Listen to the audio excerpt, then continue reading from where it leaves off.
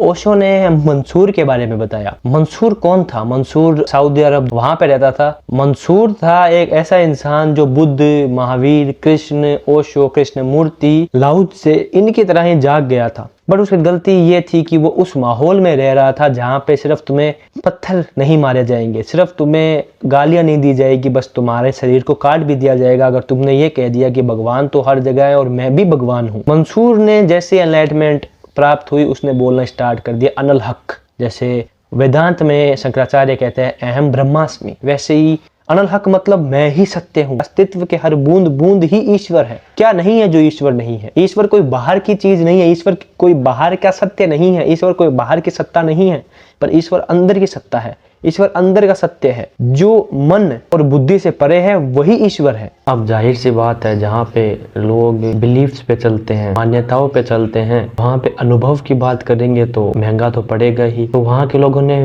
मंसूर का विरोध करना चालू कर दिया। एक दिन ऐसा आया कि मंसूर को 3-4 लोगों ने पकड़ा और उसके हाथ पैर काटने की धमकी देने लगे। उसके गुरु को भी कहा गया समझा इसे, ये मारा जाएगा क्योंकि ये हमारे जो ईश्वर है उससे बड़ा खुद को बता रहा है। ये कह रहा है मैं ही हूँ सत्य, और ये अहंकारी हो गया है। पर उन्हें ये समझ नहीं आया कि वो अहंकार नहीं था। अहंकार घमंड में तो ये कहा जाता है कि मैं ही हूँ और कोई नहीं है, पर मंसूर ये थोड़ी कह रहा था। मंसूर तो कह रहा था अनल हक, मैं भी सत्य हूँ। उसके गुरु ने भी कहा कि माफी मांग ले। गुरु को पता था कि यहाँ पे अंधे हैं, अंधे में तू अगर आंखों की घोषणा करेगा तेरी आंखें निकालने वाले आ जाएंगे। कोई इतने उदार नहीं है यहाँ पे कट्टरता ज्यादा है। जहाँ पे किसी के बिलीव को तुम चैलेंज कर दो और वो तुम्हें मारने के लिए खड़ा हो जाए, ऐसा सेटअप हो, वहां पे सत्य की घोषणा मत कर। पर मंसूर नहीं माना, और मानता भी कैसे, क्योंकि अब मंसूर रहा ही नहीं। अब जो था वो सत्य था। मंसूर का अहंकार, अहम तो वो तो जा चुका था। मंसूर ने कहा कि मैं चाह के भी झूठ नहीं बोल सकता, मैं चाह के भी ये नहीं कह सकता कि मैं सत्य नहीं हूँ। मैं ये नहीं कह रहा कि आप सत्य नहीं हो, मैं कह रहा हूँ कि मैं सत्य हूँ।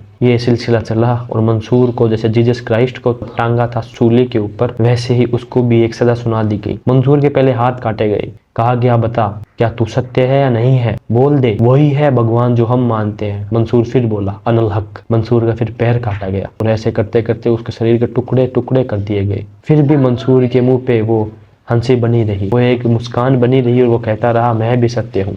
ऐसा नहीं कि उसको दर्द नहीं हो रहा था, ऐसा नहीं है कि वो कुछ चमत्कारी हो गया था और उसको दर्द फील नहीं होता। शरीर को दर्द फील हो रहा था, मन तो अब रहा ही नहीं, तो उसकी कोई अब परवाह ही नहीं थी। अब कुछ ऐसा बचा ही नहीं जो सत्य नहीं था। उसके हाथ काटे, पैर काटे, उसकी चमड़ी छील दी, सिर्फ इसीलिए क्योंकि उसने कुछ और जाना। बाकी लोगों ने जो मान रखा था आंखों पे पट्टी बांध के, उससे अलग हटके उसने एक सत्य को जान लिया था, इसलिए उसे मार दिया गया।